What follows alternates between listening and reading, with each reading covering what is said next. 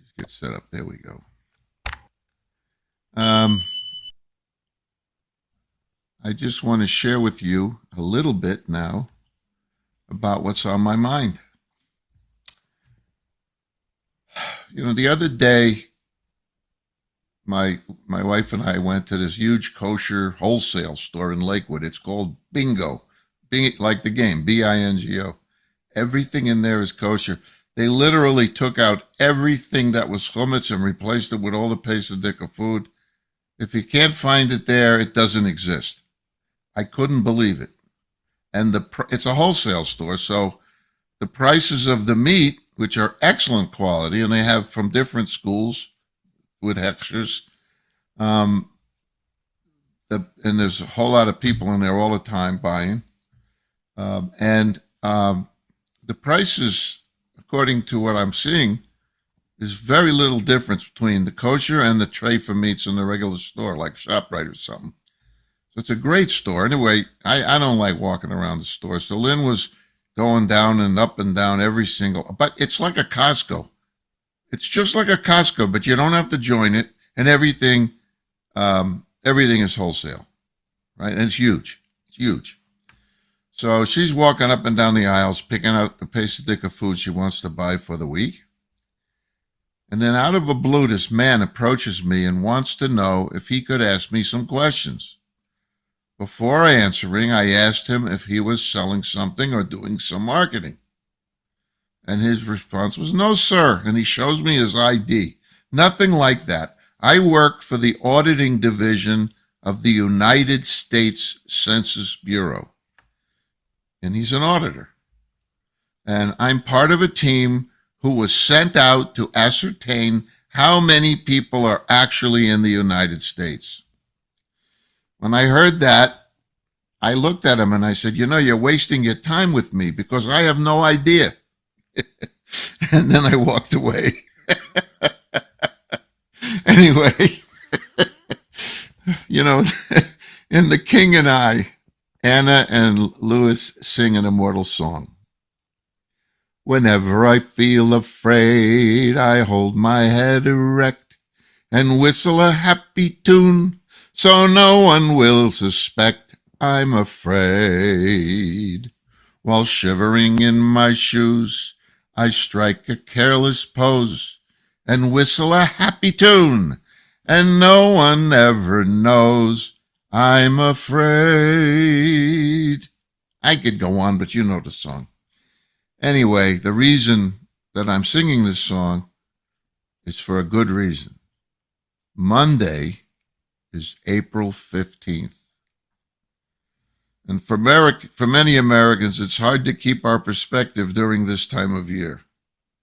It is hard to sing Just Whistle a Happy Tune while we are forced to contemplate the fact that birth, illness, death, and taxes are the most consequential life cycle events in the lives of most people who live in the world, even here in America. Doesn't matter where you live. You have to pay the same things: birth, illness, death, and taxes.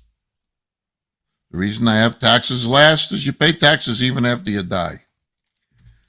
Anyway, it doesn't matter if we lived in the desert with our ancestors, who this Shabbat's Torah reading describes, or with our families and friends even in today's modern times. It doesn't change. It will never change. Not in 10 years, 100 years, 100,000 years. It'll never change.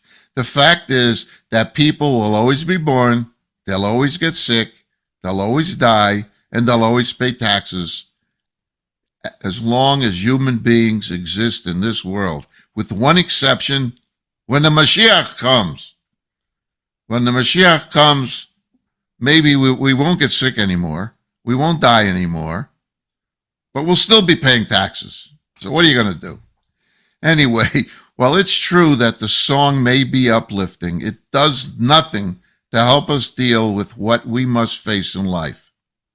Yes, this happy tune puts a temporary smile on all of our faces, but do we still have to pay our taxes? Are we still mortal? More importantly, if we sneeze, would you rather have someone sing that little ditty to us, whistle a happy tune? Or would we rather hear someone say, God bless you? I know the answer, you don't have to tell me. One of the greatest delights I enjoy in life is when we see people on Zoom who have recovered from different illnesses and different surgeries. Of course, the opposite is true as well. It saddens me to know that there are those whose fight is not yet over, and still others who were not able to win their fight. Why am I stating the obvious? We all feel the same way. A couple of days ago, I received an email from a very nice gentleman asking me to make a mishaberach for his wife, who had just had knee surgery and her knee was in severe pain. She couldn't seem to get rid of the pain. I could literally understand and feel her pain because I had the same surgery. I knew the pain she was being forced to live with, just as anyone who has had joint replacement surgery understands. And so many of us have. So while I understand the pain, I cannot begin to know what a kidney stone or a gallbladder attack feels like because I never had that. That never happened to me. I cannot understand the pain of childbirth for obvious reasons. Because of my experience with my knee, I can certainly understand that pain in particular. So getting back to the point, since I knew what his wife was going through, do you think I started to just whistle a happy tune?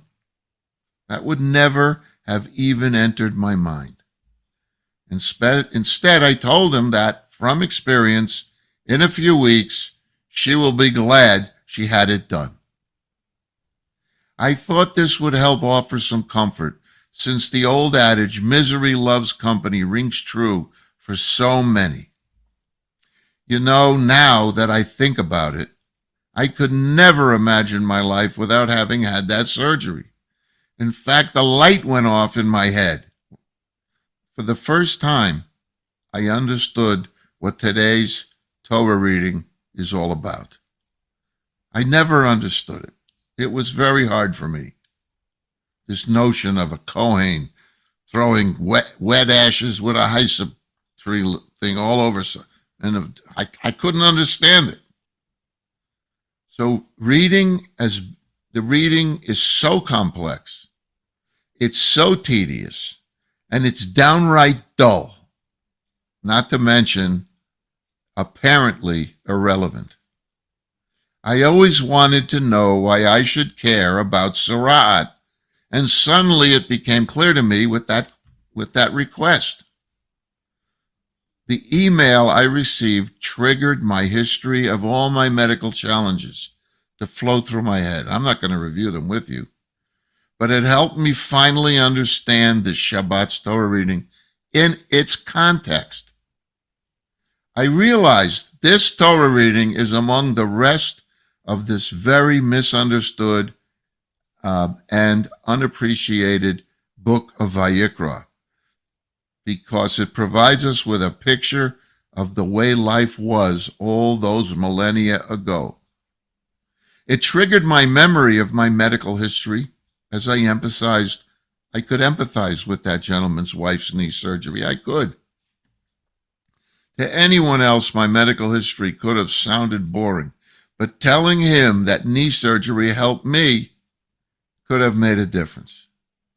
Even more important to understand is that the not too distant future, in those days, people will look at disabilities and illnesses that afflict us today as complex, tedious, downright dull, and irrelevant. On the surface, what we are reading about is a strange skin affliction that has been mistranslated, as I always tell you, as leprosy. It is not leprosy. If we can forget about the actual disease for a minute, what we are reading about is the cause of the disease and its possible prevention and cure. One thing that we can always be sure about is that we can tell how much it must have bothered the people of the desert due to the amount of handwritten ink the Torah devotes to it. It's a lot. Today's psoriasis can be treated rather effectively. When I was a kid, who knew about angioplasty? Didn't exist yet. Today, that procedure is commonplace.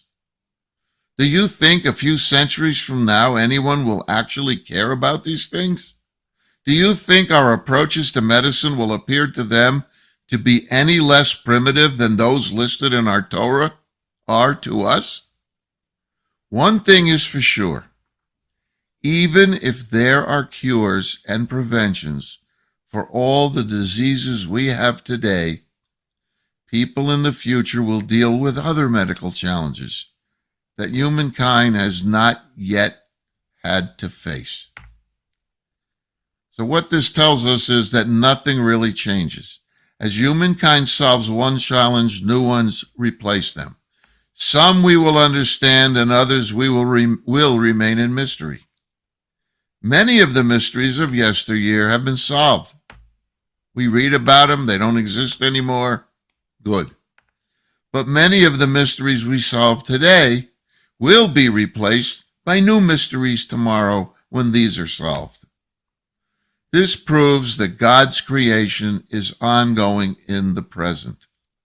Creation is still alive and well.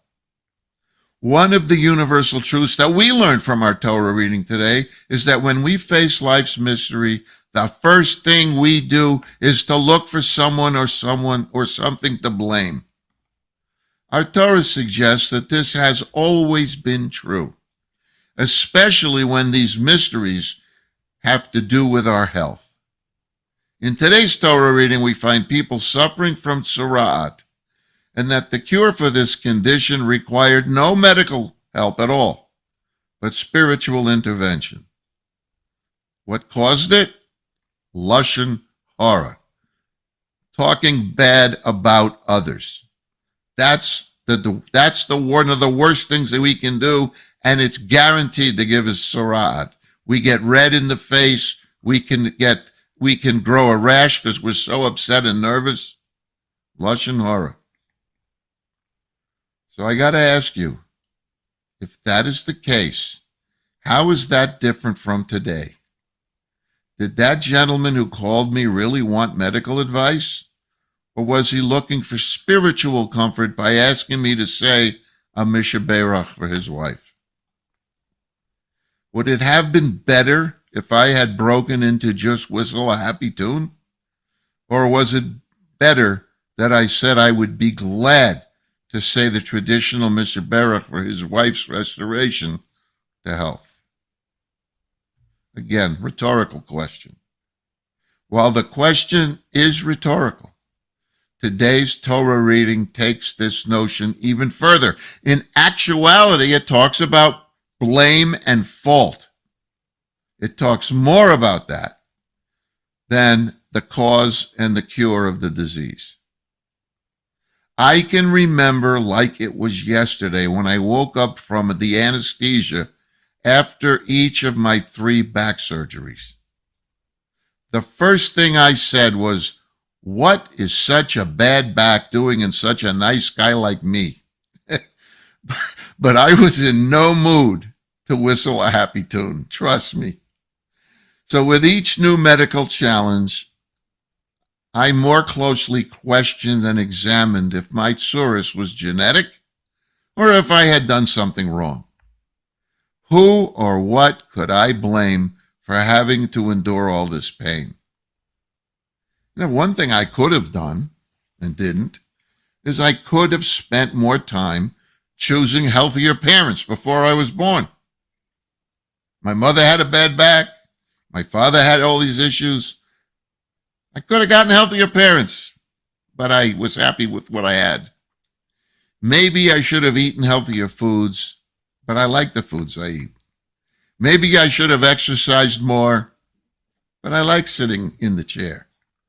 Maybe I should not have jumped off that garage roof so many times when I was a kid, but it was fun. Maybe I should have not gotten into so many motorcycle accidents. All right, those weren't fun. Maybe jumping out of all those airplanes and taking apart all those bombs was far from the best choices I could have made. I agree. But while those questions and more dance through my head each time I try to fix the blame for my personal source, it does absolutely nothing to fix anything. In fact, it makes things worse. Should I just whistle a happy tune instead? Would that have fixed it, Cyrus? As they say in Brooklyn, forget about it.